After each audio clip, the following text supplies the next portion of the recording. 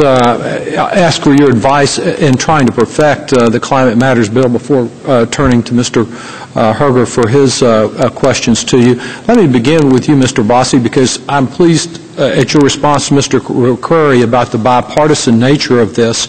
You know, we talk about the Lieberman-Warner bill. Certainly, Senator Warner, a distinguished conservative Republican whose career has been built around national security, recognizing the security implications of this.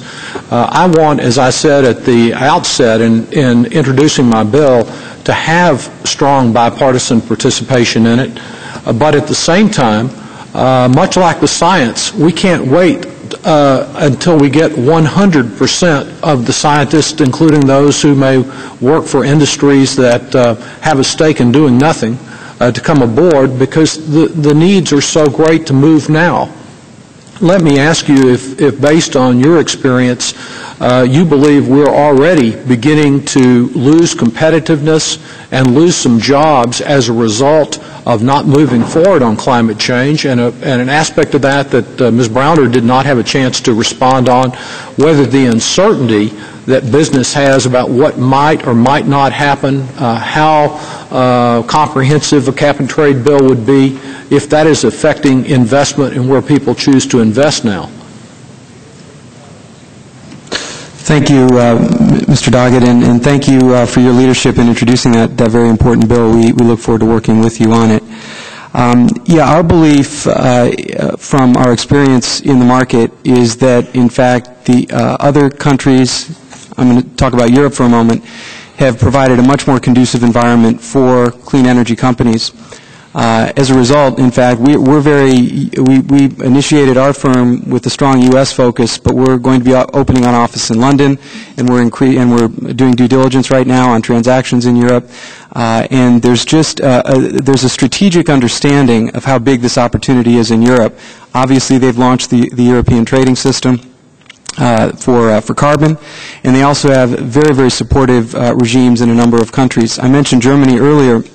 Let me say that what's so difficult to watch, what's painful to watch, is that a number of the most innovative companies are originally from the United States. So I mentioned that Germany has a large installed base of solar power using the traditional crystalline silicon flat plate technology, but thin film is the next generation. Thin film technology. So companies like First Solar, which are U.S. companies, are now out installing their manufacturing facilities, again, high-tech manufacturing in other countries. They plan, First Solar, just for an example, plans to build 1,100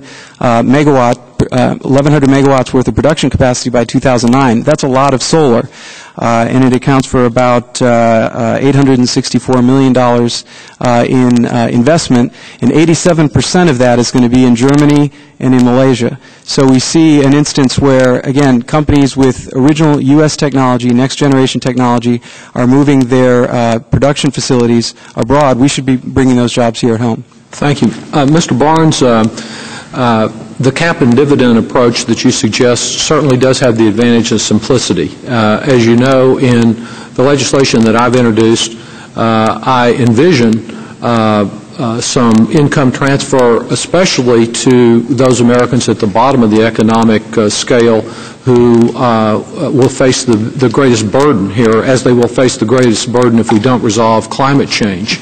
That's not the only thing that I do with the auction revenues, and one of the areas that I focus on is health care. Is health care a way of providing a direct benefit of the type that you envision, even though it's not necessarily putting a check in the mail? Yes, I think healthcare meets the test, if you will, that the auction revenues be used for a public benefit that is basically universal and that particularly benefits low and middle income families. So I would say I'd be very sympathetic to some of it being used for healthcare, but I would caution not to take that too far. The moment you start doing this, that, and the other thing, I think you then run into the whole Lieberman-Warner sort of sand pit.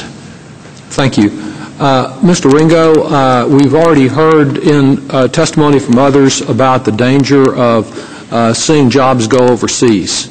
The type of jobs that would be created under a cap-and-trade system which put a premium on clean energy and energy efficiency, how likely is it that those kind of jobs will ever be exported abroad? Well, I think that if we invest in America, invest within our communities, we've got programs, thank you, we've got legislation that are being passed in our state legislatures around the country. 27 states have passed renewable portfolio standards that are requiring that a certain amount of energy in those states be produced, be alternative energy. For example, in the state of Pennsylvania, where Gamesa came in from Spain, brought those jobs into Pennsylvania because of that portfolio standard and created 1,000 jobs. Those are homegrown jobs. And many of those people were people that were laid off from the steel industry. I met a gentleman at the Democratic Convention recently who was a laid-off steel worker who was rehired by Gamesa when Gamesa moved into Pennsylvania.